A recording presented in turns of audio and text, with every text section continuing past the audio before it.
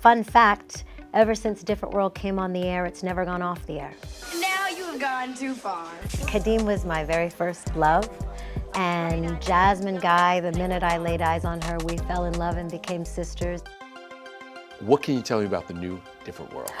Oh boy, what can I tell you? Well, we're back at Hillman. How have you worked so long in this business? Over 700 voices I've done. Yeah, pretty much. I love Susie Carmichael, who takes care of the babies and doesn't let Angelica get away with anything. I am Cree Summer, and this is my E.T. then and now. I know my parents loved me. What was it like when you drove on the lot here? Wow, it was a very deep, sentimental nostalgia hit because this is the very lot that I filmed A Different World on. Come on, what else can you give me? First time I rode onto this lot, I was 19 years old, and I haven't been back in 30 years. Wow. Yeah, I even drove by my old dressing room when I pulled up, and just a lot of feelings come back. It was a very sweet time. Not to mention a groundbreaking time. A Different World aired for 6 seasons on NBC starting in 1987. It was the first sitcom to spotlight life at an HBCU, celebrating its beauty while boldly tackling issues of race, class, and relationships with humor and grace. I am never having sex, not before I'm married, not after I'm married. I decided to have my baby, but I had a miscarriage. Can we talk about something else now? That cast, you all meant so much to folks because that was the first time really we acknowledged HBCU life. That's right, that's right. How important was it to be a part of that? Well, don't forget I come from Canada. Ain't no HBCUs in Canada. So the first important thing was I discovered what an HBCU was. Right. And was very moved. Not to mention that show was responsible for sending so many generations to college. Yeah. So, and was a very tight-knit cast. We all hung out on purpose. Of course, Cree played Freddie Brooks, the free-spirited, fashionable, and quirky classmate of Whitley Gilbert and Dwayne Wayne, played by Jasmine Guy and Kadeem Hardison. Off-screen, Cree and Kadeem were a real-life couple for around a year in the early 90s. Hi, Dwayne. Oh, Teddy, Frankie. Freddie. I mean, Kadeem was my very first love. And Jasmine Guy, the minute I laid eyes on her, we fell in love and became sisters, and she and I are still thick as thieves. And yeah, it is one of those rare lightning in a bottle occurrences where we were real friends. But the memories I have, I just think about all of us growing up together, learning things together, changing together. Okay, can you settle this once and for all? Yeah. Hillman is Morehouse, Spelman, Hampton, or Howard? It's an amalgam of all three. Come on now. That's See, all we're trying to solve this once and for all. You know, folks have argued about this for years. I know.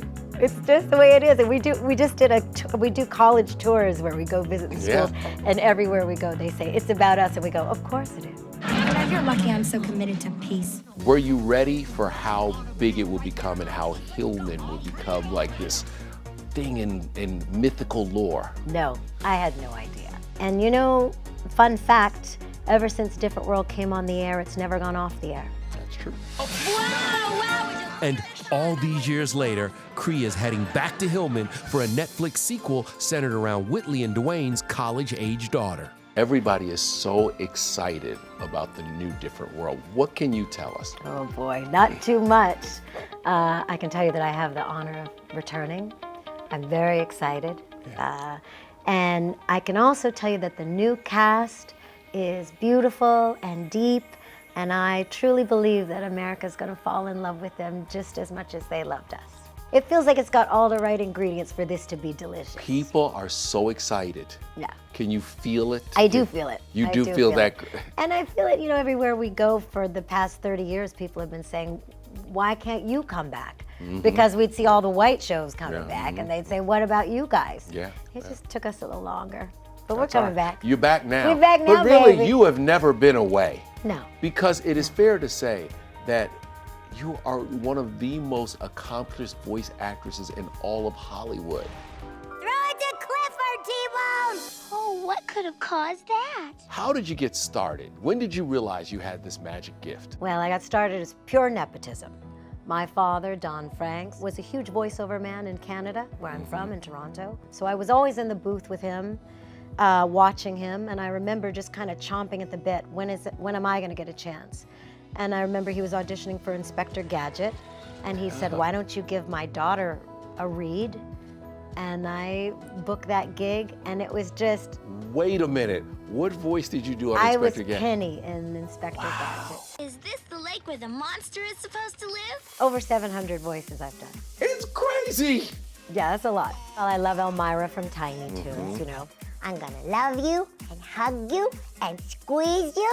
And you, sweetie patootie. She was just a menace. Of course, Susie Carmichael from Rugrats. Yes, Rugrats.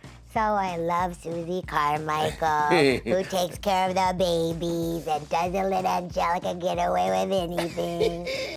Actually, my mom made fresh brownies. That was the first time I think I'd seen an animated character that really looked like us. Because, you know, the ratio of black animated characters to white, the disparity is still very great. Yep. And it almost always used to look kind of like a white character just painted black. But when I saw Susie with her hair and her barrettes, You were like, yes. I said, this is us. I was the first black Disney princess. Yes, Princess Kida. Atlantis will honor your names forever. That was a real departure for Disney. That was going back to real animation, not CGI. Right. That also had one of the first black characters in it, aside from Kida. And it was a real old-fashioned adventure. Honestly, the list goes on. I can't. Sometimes I'll watch TV with my daughters, Brave and Hero, and something will come on and they'll say, that's you, Mommy. And I listen, and I say, oh, that is me. So they can tell. They can tell, and I forget sometimes. But you know, they're so unimpressed. Yeah, they don't. Their review is always yawn, next. You also are back on camera with Abbott Elementary. Yes. Hey, I can just check those out for you. I have been so blessed with the calls I get from the dear friends I've made. And I was just sitting at home when Quinta called and said, hey, do you want to come do the show? We have an idea, I'm in the writer's room. And I just texted, yes, in caps, exclamation point. And then the next thing I knew, I was their librarian, Miss Inez.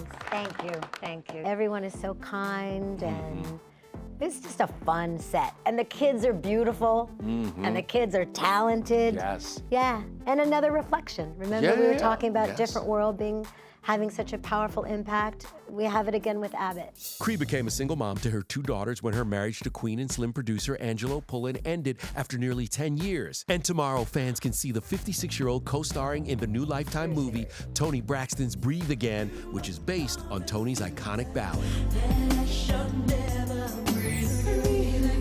How is it working with Toni? Because I adore her. Listen, I was at home like everybody else, wishing I could wear that jumpsuit and singing along with those music videos. And she looks exactly the same. It looks Talk like about she keeping hasn't it tight. hasn't changed a bit, right? Stunning. She's stunning. You guys, I had an epiphany. Well, I do think this show is meant to bring us together. That was another call I got and just jumped on it. Whenever someone is generous enough to reach out and give me a job, I humbly and gratefully take it.